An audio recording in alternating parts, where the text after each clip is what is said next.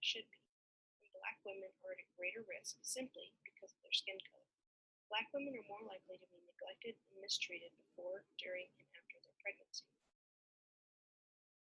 Elizabeth Shook, author of the article, "The U.S. Finally Has Better Maternal Mortality Data. Can It Now Help Save More Mothers?"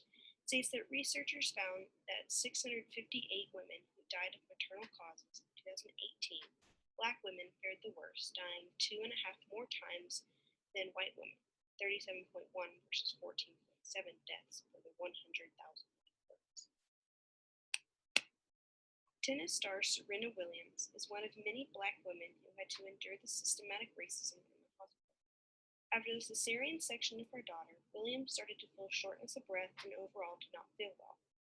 Quote, "Unfortunately, at first, the medical staff did not believe her, but eventually a CT scan proved her right. She had a pulmonary embolism and several small blood clots had traveled to her lungs. She was put on an anticoagulant heparin drip. However, a complication occurred when the blood thinner caused her to hemorrhage from her C-section site.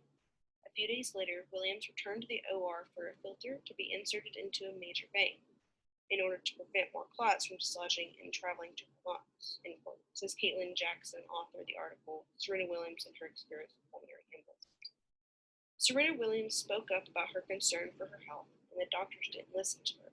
If the doctors had listened to her complaints and taken it seriously, she would have had a much better birth and postpartum experience, not putting her life in danger.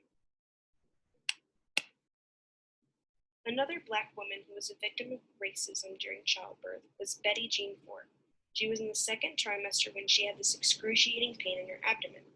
When she went to the hospital, she was diagnosed with a urinary tract infection and sent home with antibiotics. Quote, "The next morning, her obstetrician found her dilated and sent her to the hospital next door where an ultrasound confirmed she was in labor. Rather than being admitted, she was sent back to the clinic with paperwork to finish. Finally, at 23 weeks and 6 days, Ford gave birth to a premature baby girl while a nurse told her to close her mouth as not to scream while pushing. After delivery, the new mother was sedated. Her child, who she had named Callie, had died by the time she awoke." End quote. While this happened in 2006, the stories are the same. The Black women are treated worse than white women in the same situation. In the same article, the author Adria Watson explains a study that was done in 2016 by the University of Virginia. It found biological myths about Black patients still persistent among white medical students. Quote, "such as the notions that African Americans have less sensitive nerve endings, can tolerate more pain, and have thicker skin. In other surveys, one of 7 MBGYNs said that patients' race impacted treatment." These myths are the foundation of discrimination that leads to the high mortality rates in Black women during childbirth. An organization that is working hard to decrease these statistics is the Black Coalition for Safe Motherhood. The author of the article, Leslie Farrington, is the co-founder of the organization with Lori Zeffrey. The organization, quote, "promotes healthcare advocacy and holistic support for Black moms through interactive community programs. The focus of our programming is overcoming the obstacles to obtaining safe, respectful, person-centered care that honors the values, preferences, and needs of Black moms and families in the focus of their program," end quote. Farrington and Zeffrey wanted to make sure that the mothers are being taken care of and are giving much-needed support. Having a support system and knowing people who can take care of you will no doubt change the postpartum mortality rate. Quote, "the coalition's ACTT curriculum encourages Black women and their supporters to ask questions, claim your space, trust your body, and tell your story. It also takes advocacy a big step further. ACTT participants practice asserting themselves when they are not heard, or are discriminated or disrespected in the medical setting." End quote. They ensure that mothers are supported while also letting them know of their rights and encouraging them to take a stand against any inequality.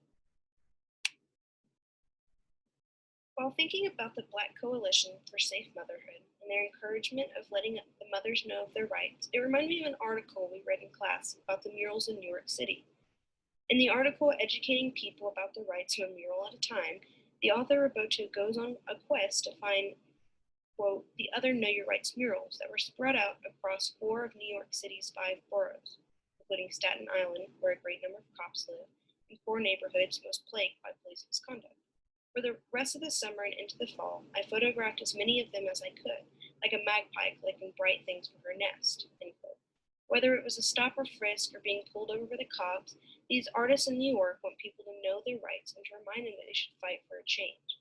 The murals do the same thing as what Farrington and Zephyr are doing with their organization, letting people of color know their rights, to know that they have a right to stand up to inequality. Black women are being subjected to unfair treatment in the hospital because of their skin color, and that's simply racist.